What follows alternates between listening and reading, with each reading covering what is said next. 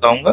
तो ये सारी बातें थी, किसी के बहकावे मत आइए। इंग्लिश मीडियम का रिजल्ट बहुत ज्यादा आते हैं, क्योंकि हिंदी मीडियम का रिजल्ट बहुत कम आते हैं। आपने देखा होगा बीटेक वगैरह वाले जो छात्र होते हैं बहुत जल्दी क्वालिफाई करते हैं यूपीएससी, क्योंकि उनका एजुकेशनल बैकग्राउंड बेसिक से बहुत मजबूत होता है। अब हिंदी मीडियम का बच्चा आ गया किसी का, तो वो अपवाद के रूप में आप ज्यादा वो मत होइए। बहुत सारे ऑप्शन हैं, अब तो एआई का जमाना है। आप ये नहीं कि यूपीएससी से ही सारी चीजें आप मतलब क्लियर करेंगे। अगर आप स्टेट पीसीएस भी दे रहे हैं तो उसमें भी ध्यान दीजिएगा कि इंग्लिश मीडियम के बच्चों का ज्यादा आता है सिलेक्शन।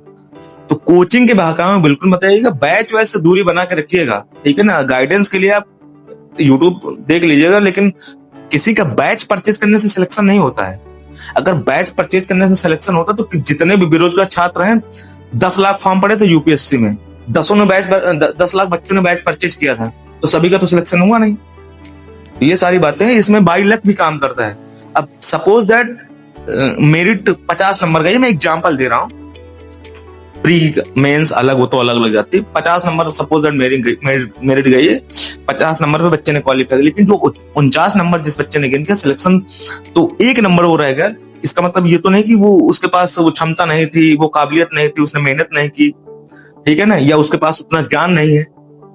किसी के इंटरव्यू में ज्यादा नंबर हो गए, बाई चांस बाई लक हो गया, 1 घंटे या 2 घंटे के पेपर में किसी का माइंड अच्छा काम कर गया, किसी का नहीं कर पाया, तो आप परेशान हताश बिल्कुल मत होइए, ठीक है। आप कंटिन्यूटी बनाए रखिए, पढ़िए आराम से।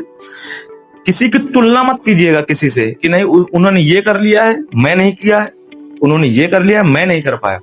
आप जो कर सकते हैं या आप जो कर पाएंगे वो नहीं कर पाएंगे।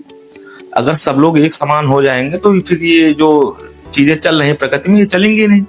सबका अलग अलग काम है, अलग अलग चीजें हैं, तो उन सारी चीजों पर परेशान होने की बिल्कुल भी जरूरत नहीं है। आप कंटिन्यूटी के साथ पढ़िए। अगर आप मध्यम वर्गीय परिवार से बिलोंग करते हैं या लोअर मध्यम वर्गीय परिवार से बिलोंग करते हैं, तो कोई वनडे का एग्जाम या नौकरी लेके फिर आप कंटिन्यूटी बनाइए, क्योंकि मैं समझता हूँ सारी परेशानी, सारी दिक्कतें, मैं बहुत जमीनी स्तर से जुड़ा हुआ आदमी हूँ, तो मैं सारी चीजों को अपने अकॉर्डिंग सोच के रखता हूँ। तो आप अपनी राय मेरे कमेंट में दीजिएगा, वीडियो को लाइक कीजिएगा, शेयर कीजिएगा, अपने दोस्तों को साझा कीजिएगा, चैनल को सब्सक्राइब कीजिएगा। बहुत बहुत धन्यवाद।